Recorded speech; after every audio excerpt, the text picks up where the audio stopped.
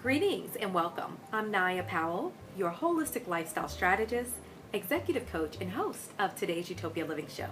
Today we're going to continue our series on living the life that we love, and we're going to focus a little bit more today on loving others. So that's what life is really about. It's about loving others and being loved.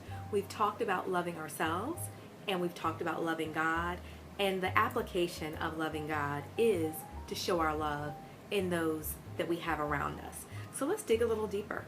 Grab your pen, grab your journal, and let's get ready for today's Utopia Living session. For those of you that are regular Utopia Living show viewers, you know that we love to start off with our moment of gratitude. And we're going to do that today, our gratitude and breathing exercise.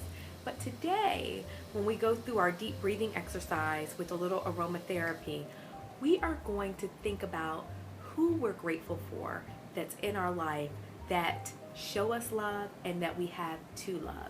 So I want you to meditate on that, okay? So I'm going to use a little bit of heavenly spray, which I think is very fitting for today's session. So you can just envision that you have a little bit of lavender and vanilla essence to just relax you and de-stress you. And it smells really good. So let's take a moment to take a nice deep breath in. And remember, take this moment to think about who you're grateful for that is depositing love in your life and that you're able to also deposit love into theirs. All right? On the count of 3. 1, 2, 3. Deep breath in. And slowly exhale. Another deep breath in. And slowly exhale. Add in a neck rotation. Deep breath in. A complete circle. And exhale. Add a few shoulder shrugs. Oh, I think we can always use this. This is a lifestyle tip. Be sure to add it into your day-to-day. All right, so wonderful.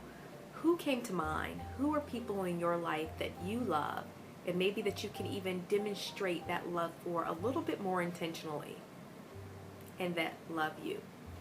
I'm sure quite a few people came to mind. I want to share this quote with you before we get into the 5 love languages. That's what we're going to focus on today. A wonderful book that's written by author Gary Chapman. And we're going to talk about those 5 love languages. But before we dive into that, I wanted to share a quote by Mother Teresa that I thought was so fitting. And she basically says, there are many in the world that are dying for a piece of bread, but there are many more dying for a little love. And that is so true. And it's a little sad, but we want to make that into a positive and say, how can I better demonstrate love to those in my life? All right? So let's go ahead and talk about the 5 love languages. I love to be able to provide resources to you. I think that this is a phenomenal book. This is the 5 love languages. This particular one is for singles. They have this book for those that are married. They have it for family units because it doesn't matter if you have a significant other or a child or a sibling or a coworker. We all need love, and the better we can understand the languages in which people receive love, the better we're going to do in our job of creating an atmosphere of love.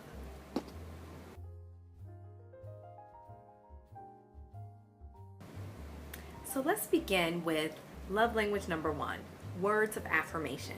Words of affirmation are basically words that are very encouraging, uplifting, a compliment. It may be something as simple as, wow, you look beautiful today, or you sure do look handsome, or it could be something such as, I really appreciate the sacrifices that you made for me to be able to go on this trip, or the sacrifices you've made to be here today, or just keeping it simple. I don't think I've told you this in a while, but I want you to know that I really do love you. I really do appreciate you, and I'm so glad you're in my life. And, just speaking life into those that we care for can make a tremendous difference. A lot of times there are people that may really need this in their life, and if they're not receiving it, it could be because the person that they're looking to receive this from didn't grow up in a household where words of affirmation were spoken on a regular basis.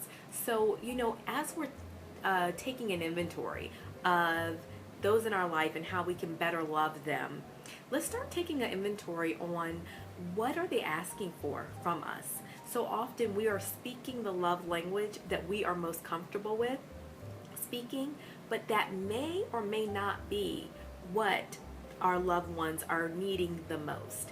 And a lot of times we'll get clues and we'll get hints. They may say, "Do I look nice today?" Or, "What did you think about that dish I made?" A little fishing for compliments. Or, "What did you think about my presentation?" A lot of times that is a person that really speaks words of affirmation and needs words of affirmation as their primary love language.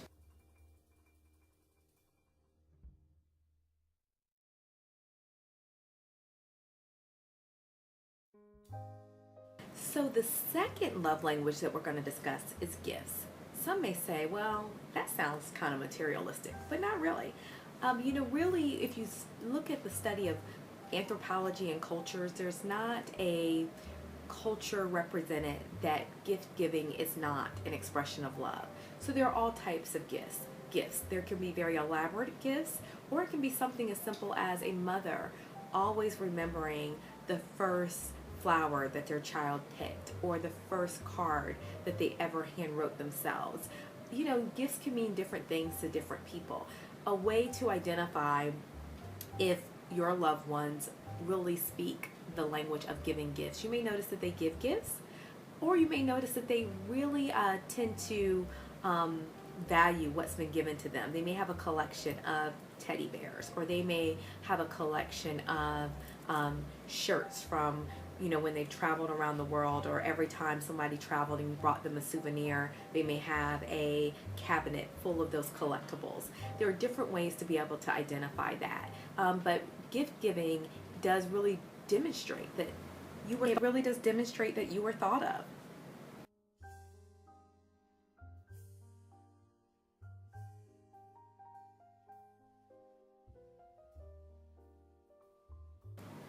So our third love language is acts of service. So some may say, "Well, what is that?" That's basically showing your care and your love through supportive actions, being willing to be there and to help and assist someone in need. You'll hear a lot of mothers saying that they need help with the kids, they need help with the dishes, they need help around the house. That speaks so much love to those that feel overwhelmed and that are needing it. A lot of times it's not difficult to tell if a person speaks acts of service because they're so appreciative when they do receive help, and they're probably asking for it. It could be something simple as cooking a meal. It could be washing someone's car. It could even be taking food over to someone that recently gave birth, or they're sick and not feeling well. So acts of service can look like so many different things, but it's basically your actions serving someone else, saying that I care enough to support and assist you.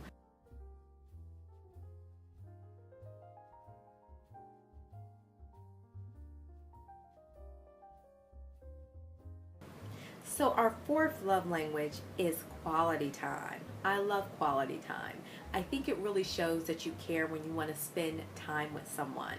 It's easy to sometimes send money or a gift, but to really spend time and to be fully present. So, quality time can look like so many different things. It can be a beautiful vacation, or it can simply be a date night. It can be having someone over and making them a nice meal. It can be something that doesn't cost anything, a day at the park, just going over to someone's house and to visit with them, to sit and be fully present and ask them about their day, their life, how they've been doing, to sit and share with them photos if you haven't seen them in a while. Or if it's quality time with your children, it can be a bedtime story, it can be watching a movie together, it can be just sitting down with for dinner and turning off all electronics, removing all cell phones, no texting, no talking, and just really engaging in just a wonderful conversation to show that you really care and that you're there.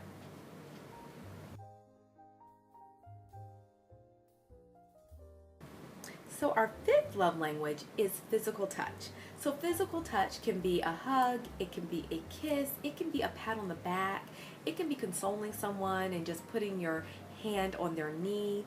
It can just simply be holding hands. There's so many different forms of physical touch, and different people may love physical touch, but different degrees and layers of touch. And so really I would pay attention to the loved ones in your life.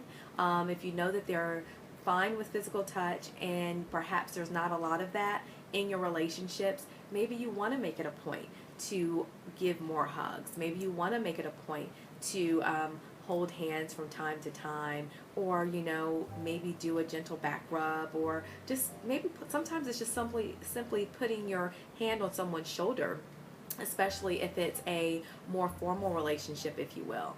But whatever it is, I really recommend paying attention and even asking. Sometimes the best way to know is to just simply ask, how do you best receive love?